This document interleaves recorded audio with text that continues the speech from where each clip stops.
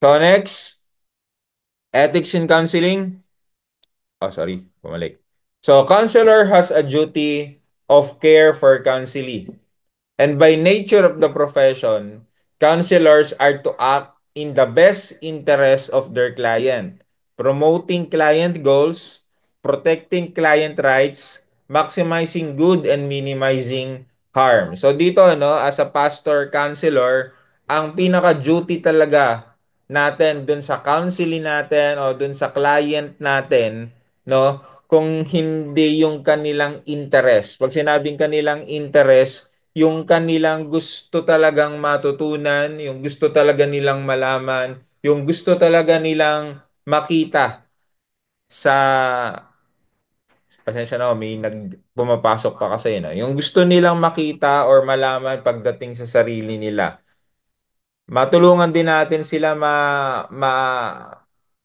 saglit lang ho. Matulungan din natin sila para ma-reach nila yung goals nila and at the same time, magawa nila yung gusto nila. Ano? And of course, as a counselor, part ng ethics ng counseling, kinakailangan din natin protektahan yung kanilang karapatan. Bilang isang tao, bilang client natin, bilang counselee or nagpapa-counsel sa atin. Tapos i-maximize natin yung good and i-minimize talaga natin yung harm, emotional harm. Kasi alam ko minsan yung iba sa atin dito, 'di ba?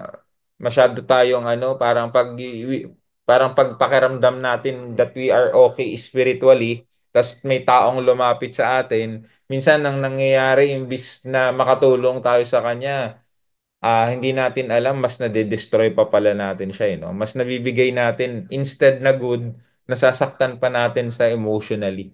So kaya nga tayo nagkakaroon ng upliftment, kaya nga tayo nagkakaroon ng pag-aaral para yung mga bagay na ginagawa natin o mga practices natin na hindi tama, maitama natin So hindi pa naman huli ang lahat, kaya ako ngayong gabing ito, sana lang ho hindi kayo hindi lang basta nakapasok kayo sa Zoom kung hindi nakikinig din kayo, no? Kasi kapag hindi kayo nakinig, still ganun pa rin ho yung gagawin nyo. Instead na makapagbigay tayo ng linaw dun sa mga client natin o sa mga tao na lumalapit sa atin, humihingi sa atin ng counseling, humihingi sa atin ng advice, nalalabuan sila sa kanilang gustong mangyari sa buhay. So pag hindi natin ito seseryosohin, we will be considered as failed pa din.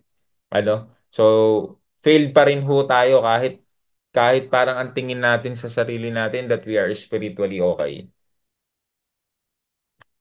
So why ethics is important in counseling? Bakit mahalaga yung ethics, no? Yung way of living natin, yung conduct natin, yung behavior natin sa mga nagpapa-counsel sa atin. So ethics are important in counseling as they are a means to protect the welfare of the client and counselors by clearly outlining what is appropriate. So ibig sabihin, kaya pala natin pinag-aaralan tong ethical standard in counseling kasi unang-unang dapat nating gawin ay protektahan natin yung karapatan o yung kabutihan o yung welfare ng client natin. O sa madaling salita, yung taong pumupunta sa atin.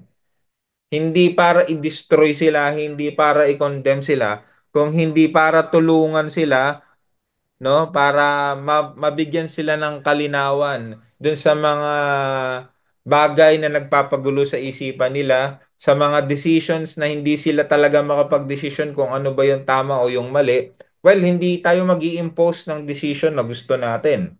Kung hindi, hayaan natin, tulungan natin sila kung paano sila makapag-desisyon ng tama, no? So kaya nga i-outline natin 'yon appropriately. Hindi ang problema mental health, ang problema sa pera.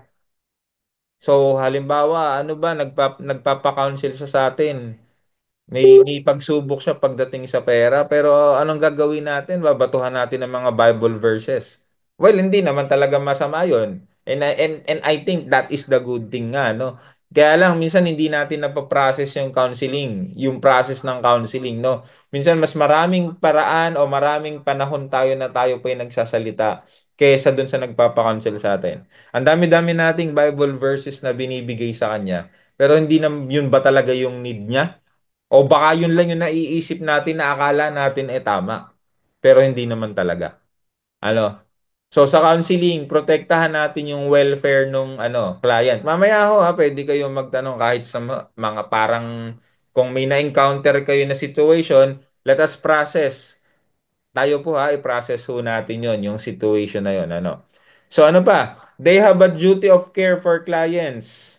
And by nature of the profession, counselors are to act in the best interest of their client. So ibig kong sabihin, sa ethics ng counseling, hindi ho counselor-centered. Client-centered ho tayo. Ibig sabihin, yung ang favor or ang dapat maging center ng counseling process ay hindi tayo as counselors. Kung hindi sila as client. Kinakailangan yung best interest nila, yung nararapat o yung kinakailangan talaga nilang matanggap or maunawaan. Okay? So, i-promote natin yung goals nila, client goals. Ibig sabihin, ano ba, tulungan lang natin sila kung paano nila marireach yung goals na yun. Okay? So, yung karapatan nila, at sabi ko nga, maximizing good and minimizing harm.